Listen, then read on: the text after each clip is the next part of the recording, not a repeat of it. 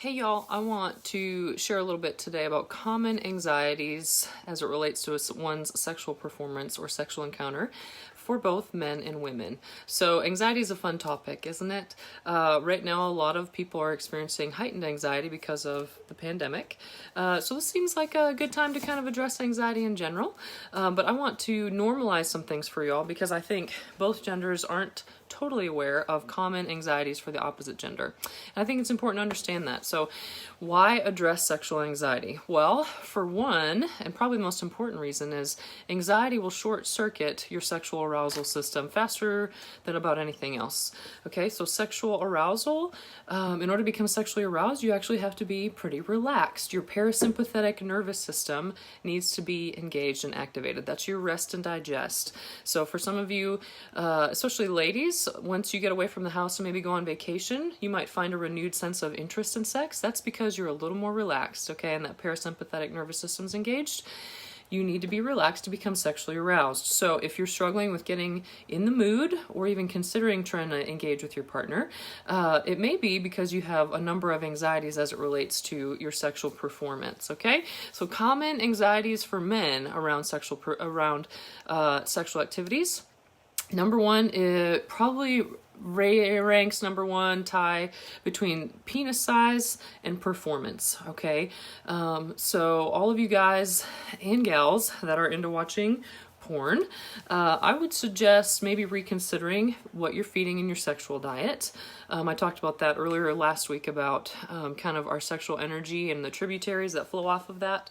Why consider removing porn from your diet? Well, so there's this fascinating thing about the human brain, and it's called brain priming. Okay, so the thing about brain priming is that whatever I watch over and over again becomes normal for me or becomes a source of expectation.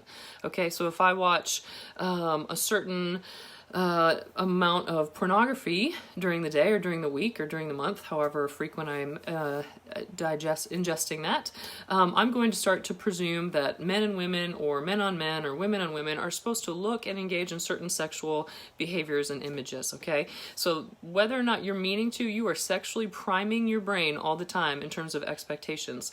One of the things about the porn industry is that men are supposed to have just huge, enormous penises, okay? So ladies, that might sound silly, or not, as the rise of women watching porn are just as high as the rates of men. But penis size is a huge anxiety that more and more men are struggling with, okay? So here's my thing when I work with guys that are nervous about the size of their penis. The outer third of a woman's vulva region, that's where the majority of her nerve endings lie, y'all. Now, yes, is there an internal sensation that some women do enjoy that comes with a penis? Absolutely, that's God's design. But whether or not you have an enormous penis or not does not necessarily mean that your woman cannot find pleasure with you, okay? But so many men have become so obsessed with the size of their penis. I think, that's just part of masculinity sometimes and locker room talk growing up, and you guys make fun of each other, but that actually can get in the way and inhibit a lot of men from wanting to engage with their lovers. And I'm seeing that more and more in terms of erectile dysfunction and impotence issues. Men are getting more and more nervous about even being naked in front of their partner because they're afraid that they're going to come up wanting.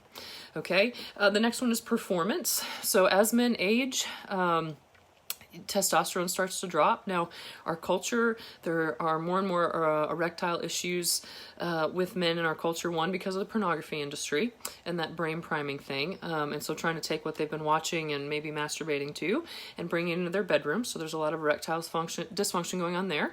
And then obesity. So 2/3 of our country is overweight, y'all. The penis is a blood vessel and can actually build up plaque, and a lot of guys don't know this and a lot of women aren't aware of this. But if you have plaque built up, that is going to restrict blood flow to the penis and going to inhibit erections, okay? So performance can be a number of different things. When I work with somebody who's anxious about performance, I want to rule out physiologically what's going on with your your penis, if you will. I don't want to say that too much because I don't want people to not watch this, but I guess you kind of signed up when you turned on the video. Okay, so physiologically, what's going on there? So performance for men is a really big deal, right? So a lot of guys, especially because of the porn industry, are just listening to other men talk, or maybe they've been shamed in the past in traumatic situations or with partners in the past that said something cruel. There's this anxiety about performing, and that kind of shuts people down and keeps them away. Okay, another common anxiety for men is intimacy and vulnerability. So when a man orgasms with his partner, when a man orgasms with his partner, there is 500 times the amount of normal oxytocin in the brain that's released. And that beautiful little love hormone is responsible for a sense of bonding and wanting to open up and be vulnerable and emotional. So a lot of men, their emotional conversation is sex. Women, we don't work like that, okay? But men do. And so for men to feel close and connected, they want to have sex, and then their brain floods with this oxytocin, and they just feel loved and cared for and close. Okay, so if men have intimacy issues or relationship issues, resentment towards their partner, or maybe intimacy issues from their past that they haven't dealt with, oftentimes there can be an anxiety around that as well, and they might find themselves avoiding sexual intimacy with their partner.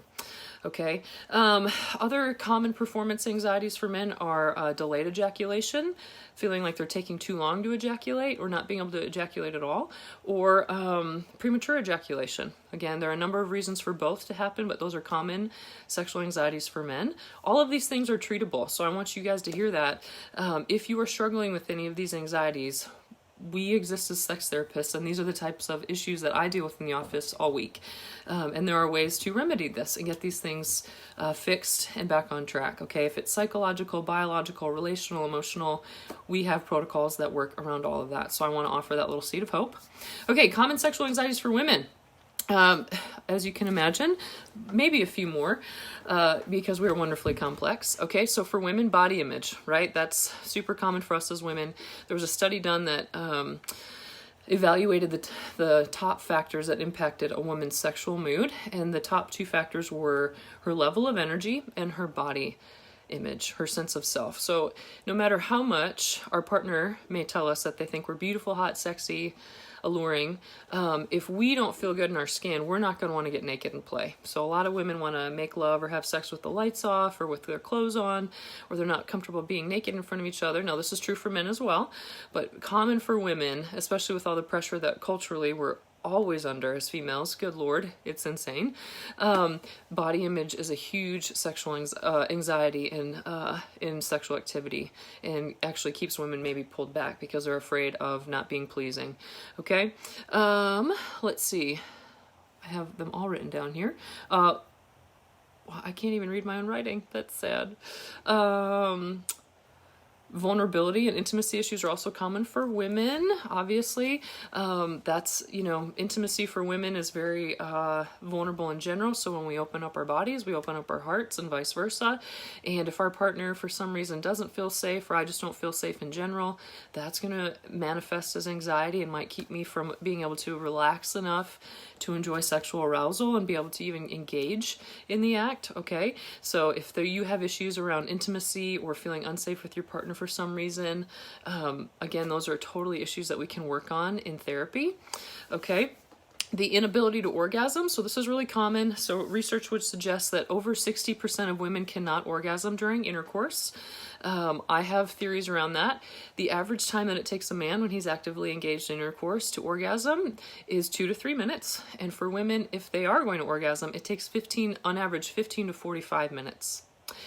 That's a really big difference. Okay, so a lot of the time my work with couples is just trying to coach the man to slow down and to try to engage his female partner and help them find things that can get her to enjoy the process and move along together, and to take that pressure to orgasm and pressure to finish off and just enjoy the sensation of touching just for the sake of touching. Okay, the inability to orgasm, a lot of women get in their head. So a woman's brain at rest is still 90% active. I hear often from women, if they feel like there's laundry that hasn't been done, or the kids are in the house, they don't have enough privacy, they just can't get out of their head and they can't be mentally and emotionally present with their spouse or partner. I don't want to say just spouse, because obviously there are a lot of you that are not married and still enjoying a sex life. Okay.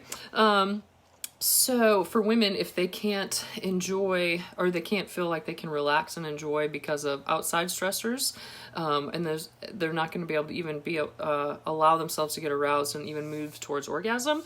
And then if they feel pressure because, oh, hurry up, he wants to finish, or I'm too much work, I'm too demanding. I see this a lot. A lot of women are like, well, as long as my husband enjoys himself, I'm really passionate about coaching women on being sexually greedy, not selfish, but greedy. Like, hey, your pleasure is just as important, and it's okay to coach your husband and ask for him to slow down and meet you where you're at and try to help you get there. Okay. I do think that's why a lot of vibrators have taken off that industry, is because so many women are sexually frustrated. They know they can enjoy pleasure, but they haven't figured out how to make it happen with their partner. So they're literally taking it into their own hands. But there are other ways to coach couples to try and accomplish that together. Again, sex therapy. Okay. Let's see. I'm sure there are others. I can't read my own writing, but those are just some of the common sexual anxieties right now. Y'all, I want you to hear that at the root of all this, the fear there is that whether I'm a man or a woman, I'm not going to be pleasing.